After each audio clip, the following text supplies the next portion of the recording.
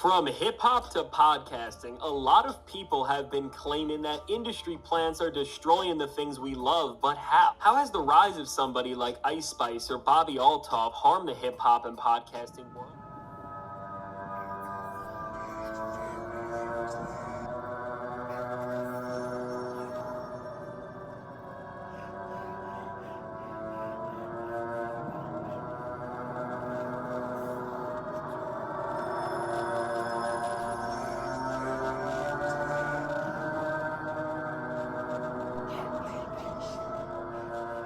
Y'all know what it is, your boy Sansan, and we back with Uncle Sam's Truth. What we're getting into today is the music industry and industry plants. Yeah, y'all hear the story. Ice Spice is an industry plant. Bobby Off is the industry plant. The list goes on. See, one thing you got to know, this industry is set up for only certain players to win. If you're not willing to play the game that these people play, then you're not gonna make it. And if you're not gonna do that, you might as well stop rapping, stop recording music. Right now, I'm talking to y'all who want to get into the industry. Yeah, you. But let's go ahead and get into this video. Welcome to Uncle From Sam's hip hop to podcasting, a lot of people have been claiming that industry plants are destroying the things we love, but how? How has the rise of somebody like Ice Spice or Bobby Althoff harmed the hip hop and podcasting worlds? And before we can answer this question, we need to understand what it truly means to be an industry plant in the first place. The most common definition is an artist associated with a label but appearing as if they are independent and self-made, or an artist whose popularity is due to marketing efforts alone. So by understanding what people perceive as an industry plant in the first place, we can see what separates these types of artists from the rest of the creative world. In mediums like music and podcasting, we are gravitated to personalities who, over everything else, feel authentic. We are compelled to listen to and support creators who earned every ounce of their success the traditional way, and this is what allows for an artist's work to resonate with fans in the first place. If you think about your favorite artists, I am sure one of the defining reasons why you're a fan of them is because of a personal struggle or setback of theirs that on some level you can relate to. Because of how personal listening to your favorite artist or even podcast host is compared to watching your favorite actors per se, fans expect these personalities who they interact with on a consistent basis to, in many ways, reflect aspects of their own self. So when it seems like somebody has broken this mold, suspicion immediately arises.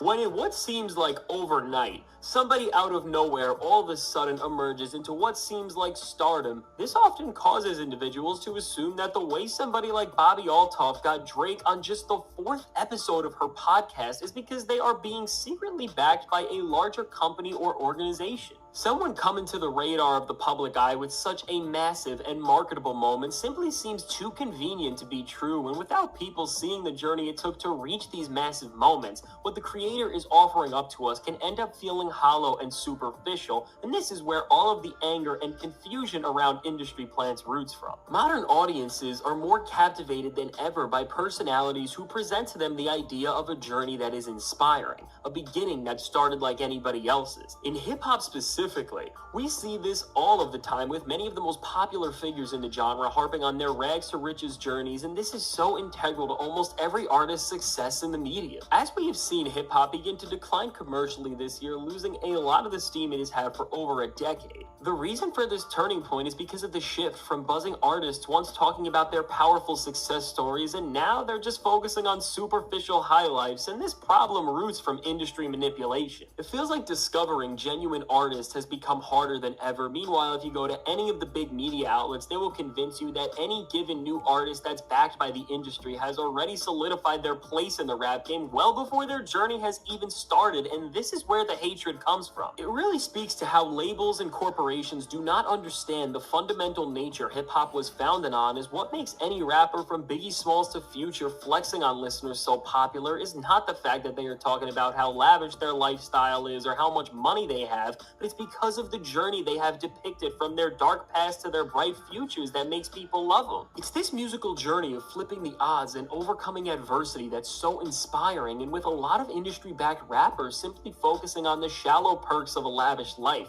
they are making this once revered, powerful, and inspiring art form lose a lot of its pride.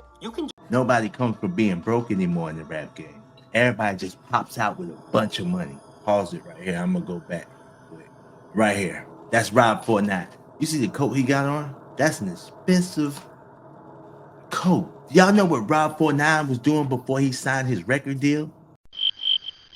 He was facing eviction. Directly see the change in philosophy and the push of industry plans when you look at such things like the XXL freshman list from the year 2016 to now in 2023. A list that was once seen as a near definitive source to find the next best artists has now just become a verification of the industry politics that have diluted the market and created false senses of hype and security for a lot of new artists who in actuality nobody really cares about. The real unfortunate part about this all is that art forms like hip-hop are the ones being hurt, as potentially genre-changing talent is being suppressed by all of the artists who have been designed by committee, and fans are only losing more interest as things begin to feel less authentic. What only fuels this problem more is all of the confusion that industry manipulation in genres like hip-hop has cursed upon people like me and you, and what I mean by that is, as listeners, we can usually tell what artists have genuinely built up hype and which are coming from the grips of labels and marketing, but reading between these lines isn't always as easy as it seems. In today's day and age, it seems like when any new or smaller act now gets some hype from any big artist or personality, they are automatically assumed to be an industry plant, and while industry plants are really out there and damaging the music industry, the loose way people use the term has convoluted its meaning and unrightfully damaged some artists' reputations. The term has become a quick way to degrade any new artist or creator's legitimacy, very similar to the way the phrase sellout was used to scrutinize artists in previous decades. In the digital age, where content is consumed so quickly and misinformation is able to spread widely, anytime there is somebody blowing up on the scene, they are presumed to be a plant, with people often pulling together a loose string of points to support these claims. For example, somebody like Chance the Rapper was accused of being an industry plant because all of a sudden his 2016 record Coloring Book was all over the place. For people that weren't tapped in, seeing somebody seemingly out of nowhere working alongside superstars like Lil Wayne, Justin Bieber, and Kanye West made people suspect that he was a puppet of the industry, but in actuality,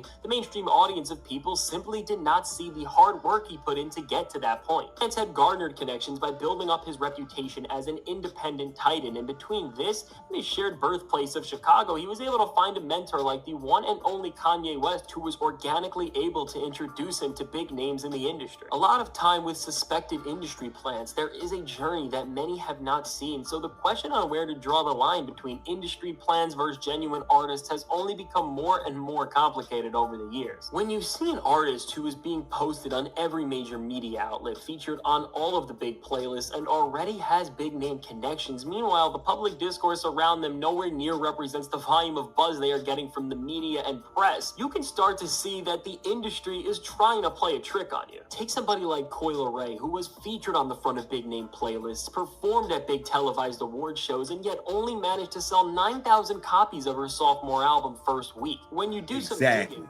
and that's where it comes into play with these industry plants. It doesn't add up. The math ain't mathing when it comes to album sales. The numbers don't add up.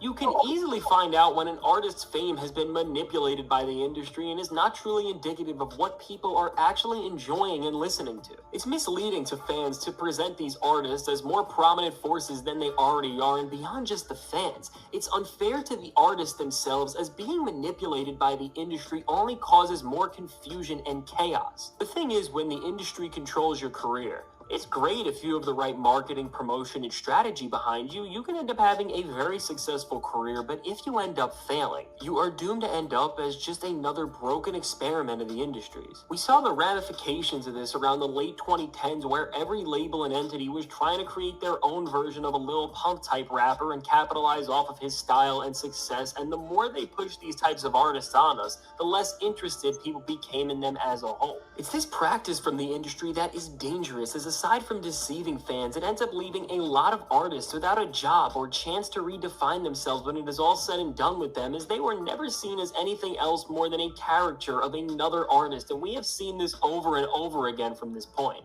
When you look at the dangers of being a pawn to the industry from this lens, you see how it doesn't just hurt the fans, but it ends up hurting most artists who go into these experiments. Often when we talk about industry plans, we look at the artists who have blown up and propelled to stardom with the help of a label, but in actuality, this is not what happens most of the time. In the 2020s, more than often, the plants labels have tried so hard to place prominently within the mainstream have actually failed to become successful, and there was an article that came out a few months ago that stated that record label executives are actually depressed because of this. The report said that outside of Olivia Rodrigo and Ice Spice, the industry has failed to break any other artists into the industry this decade, and the way this failure has haunted executives is pretty funny, but it's actually quite tragic in a way. Now, don't get me wrong, it's a positive for the future of our entertainment world to see most of the artificially placed artists fail to take over in the way they were designed to, but for the They said these record execs or the higher ups at the record label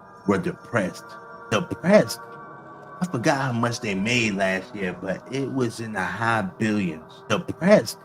Double digits that they made last year off the entire music industry. All the artists combined only seen 15% of the billions they made. artists in these positions behind the deceiving branding and strategies.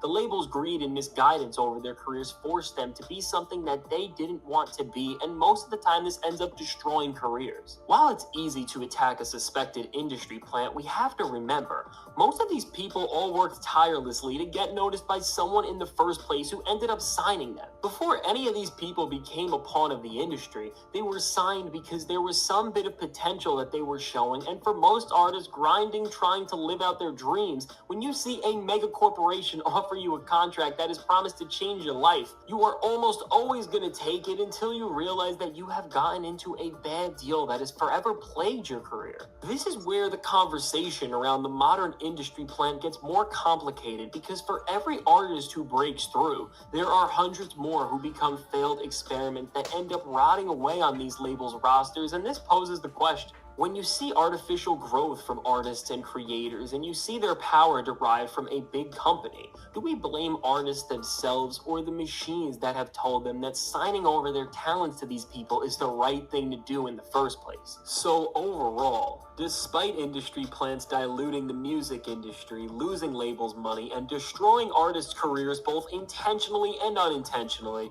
corporations are still fixated on shoving more and more of these types of acts down our throats, and the question has to be, when will it stop? When will the terrible success rate of these artists catch up to these labels, and when will the industry become more transparent with the status of the people in? Now, this is definitely a complicated question, so be sure to let me know your thoughts on all of this in the comments below. If you enjoyed this video, be sure to subscribe. But yeah, man, what are y'all views on the music industry and the industry plants? Y'all let me know what y'all think. But this industry is playing the dirty game. They say it's better to stay independent. But if you want fame, you'll go major. But just make sure you know everything that comes with going major. But y'all know what it is. It's your boy Sansan. And it's Uncle Sam's Truth. We out.